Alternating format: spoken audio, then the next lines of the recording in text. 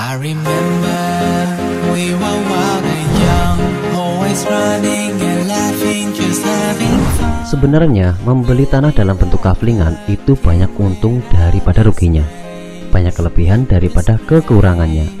Karena saya itu jualannya tanah kafling dan tanah bukan kafling, jadi menilainya bisa objektif. Dan perlu diingat, ini adalah perbandingan membeli tanah kafling dengan membeli tanah bukan kafling, bukan perbandingan antara investasi tanah kafling dengan instrumen investasi lainnya. Oke, lanjut. Sebelum membahasnya, saya mau ngasih tahu lagi tanah kafling itu apa, biar yang belum tahu jadi tahu. Tanah kafling itu tanah yang sudah dipecah-pecah menjadi bagian-bagian kecil yang cukup untuk membuat satu unit rumah.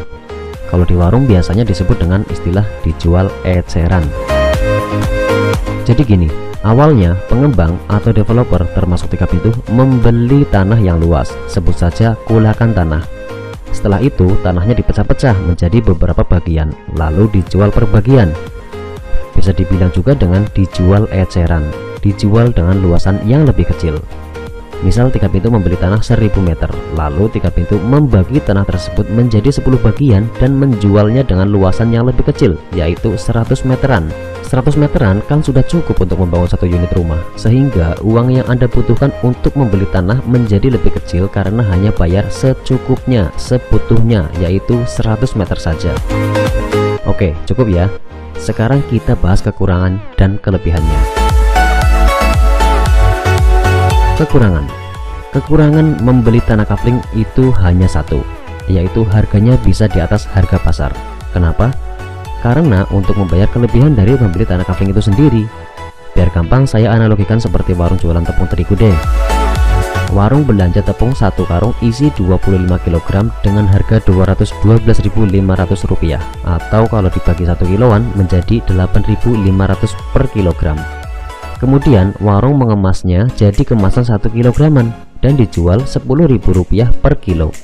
Warung mengambil keuntungan karena warung harus bekerja lebih banyak untuk mengemas menjadi per kilogram dan membutuhkan plastik lagi untuk mengemasnya. Di situ Anda juga diuntungkan karena ketika Anda membutuhkan tepung terigu sebanyak 1 kilo, Anda nggak perlu beli 25 kg atau 1 karung. Jadi sesuai dengan kebutuhan Anda. Jadi begitulah kenapa tanah kafling harganya berada sedikit di atas harga pasar.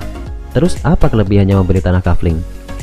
Pertama, tanah kafling itu ukurannya pas dengan kebutuhan masyarakat untuk membangun satu unit rumah, kisaran 70 sampai 120 meter persegi.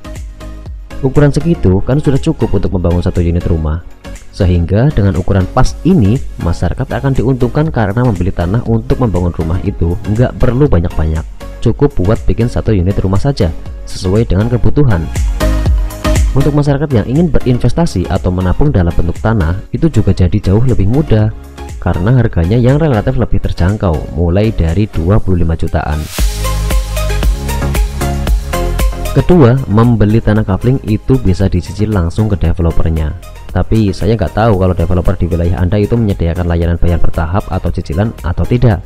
Oke, saya mau cerita Tiga Pintu aja. Dengan model pembayaran bertahap langsung ke developer ini, Anda jadi nggak perlu ke bank untuk minjam uang. Tidak ada bunganya, tidak ada dendanya. Saya nggak tahu bagaimana developer di wilayah Anda. Kalau di Tiga Pintu ya begitu, bayar DP, sisanya cicil 1-2 tahun. Tanpa bunga, tanpa denda, tanpa sita, tanpa BI checking, tanpa jaminan, dan pastinya jadi tanpa riba. Sangat berbeda jauh dengan membeli tanah bukan kaflingan. Rata-rata tanah yang dijual bukan kaflingan itu maunya bayar semua cash di depan. Sangat jarang yang bisa dicicil. Jarang loh ya, bukan gak ada. Dan luasnya itu biasanya luas banget. Ketiga, dibantu. Lagi-lagi saya mau cerita Tiga Pintu ya, karena saya paling paham sama Tiga Pintu.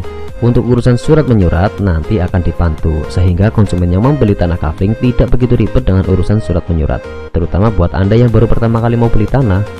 Mungkin di developer lain juga begitu. Kalau Anda seorang pengembang, coba dong katakan yes di kolom komentar. Monggo. 4. Bisa langsung dibangun walaupun belum lunas. Bayar DP, bikin surat jual beli, dan bisa langsung dibangun. Sisanya dicicil. 5. Bisa dijual kapan saja. Ini untuk Anda yang menggunakan tanah kafling untuk investasi ya. Jadi ketika harganya sudah naik, Anda bisa menjualnya lagi. Mau nggak mau, harga tanah tiap tahun terus naik kan? Misal 2018 Anda membeli tanah kafling 100 meter dengan harga 50 juta. Rata-rata di tahun 2023 atau 5 tahun kemudian, harganya sudah menjadi 100 jutaan. Berapa persen kenaikan tiap tahunnya, itu tergantung lokasi kaflingnya.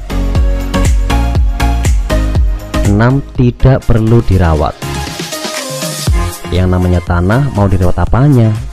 Itu dia enaknya investasi di tanah, dibiari saja, nggak masalah. Paling nanti kalau mau dijual dibersihin lagi biar rapih dan yang mau beli bisa senang. Enaknya lagi sih, begitu beli dan belum mau dipakai, tanami pohon tahunan seperti duren atau jeruk atau tanaman apalah yang perawatannya sedikit. Jadi dapat keuntungan dari naiknya harga tanah, juga dapat dari hasil tanamannya. Kalau kira-kira ribet ngurusin tanamannya, kasihlah ke masyarakat sekitar untuk mengolahnya, nanti tinggal bagi hasil. Tapi coba tanyakan dulu, boleh nggak tuh tanah kaflingnya ditanamin seperti itu? Kalau boleh tancap, kalau nggak boleh ya jangan.